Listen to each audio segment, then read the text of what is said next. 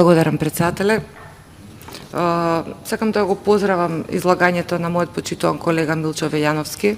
Навистина убаво сложено една проблематика која што е особено комплексна и не задира сите, а не доволно внимание посветено во општествената јавност и во однос на ресурси, во однос на институционална подготвеност, како би можело да очекуваме дека ќе имаме успех во овој дел. Со намера да потенцирам дека ова е за нас многу значајна тема и како пратеничка и како жена, како мајка, сметам дека имаме многу што да кажеме во однос на негативните аспекти.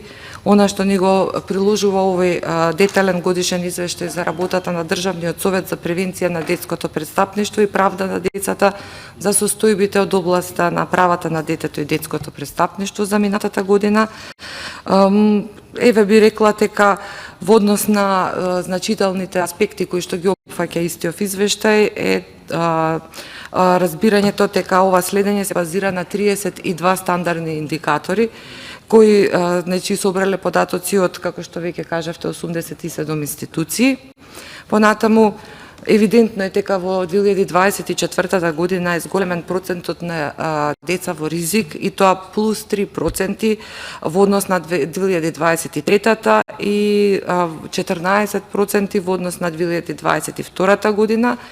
Кај девојчињата ова зголемување е плюс 14% во однос на 23 и 44% во однос на 2022 година, што треба да ни представува еден сериозен сигнал дека ќе мора нешто сериозно да се преземе и таа имплементација да биде ефективна.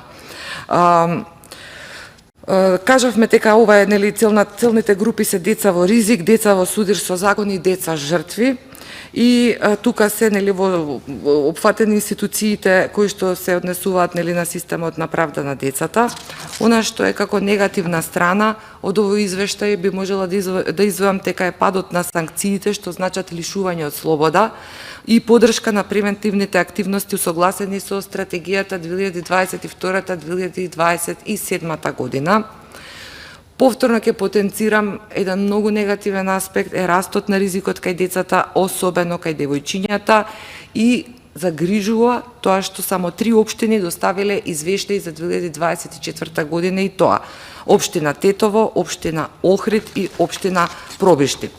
Бидејќи нашата работа овде е да бидеме гласни и секој еден граѓанин да биде опфатен со нашите заложби и унапредување на општествено-политичките процеси, јас би сакала на јавноста да ја укажам на еден индикатор кој што особено загрижува и не смее да се заборави. Доколку се заборави, институциите на системот треба да знаат дека ние активно ги следиме истите и дека ќе говориме и за истите, ќе се залагаме да се сузбијат.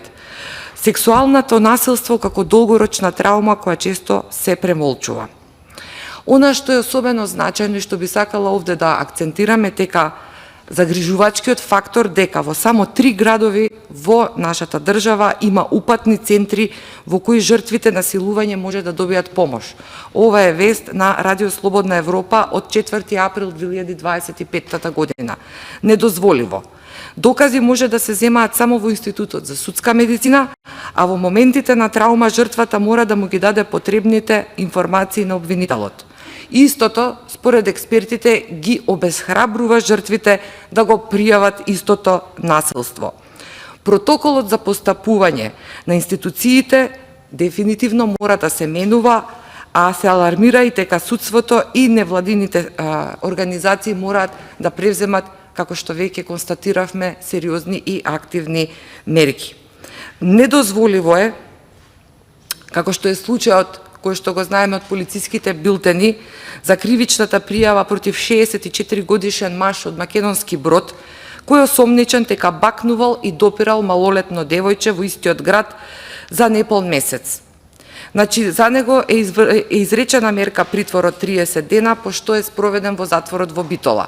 Но јавноста недоволно е запознаена и континуитетот и масовноста на вестите ги покриваат овие скандалозни и недозволиви грозоморни дејанија против посебно малолетни лица, Како што знаеме, сите траумите со кои што тие живеат може да траат во текот на целиот живот, да го дефинираат нивниот живот, да представуваат сериозна препрека за развој на нормално функционирање. Треба на вистина сериозна институционална поддршка на жртвите. Да не спомнуваме за семејното насилство во она многудетно семејство што пред некој месец не вознемири сите, бидејќи таквиот насилен пристап и оправданието дека таткото, во случајот злоставителот или тепачот, насилникот е болен, психички болна личност, не го оправдува системот да не постапи и да не превземе се што е во нивна мерка, не само од физичко комплетно отстранување од таквиот насилник, туку и можеби треба да размислуваме и за порадикални мерки како општество, а тоа е дефинитивно одземање на секакви родителски права.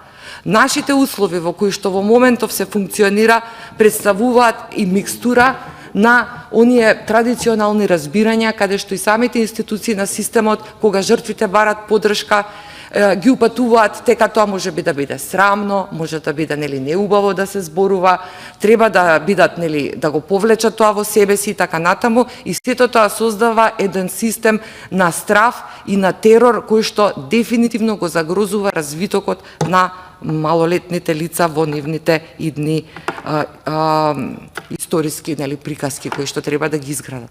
Од таа причина, навистина не е само системска или институционална темава, сметам дека е многу значајна и треба да говориме почесто председателе за истата.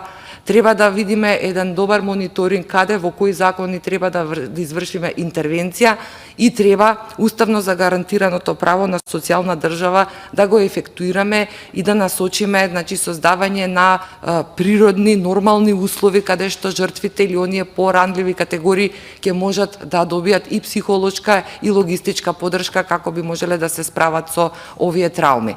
Се надевам дека ова ќе предизвика извесен интерес и во јавноста и ценам и можам да кажам во име на сите колеги дека сме секогаш отворени да можеме ефективно, не само како дискусија, како сознание, туку и ефективно преку законската регулатива да извршиме подобрување во оваа сфера. Ви благодарам.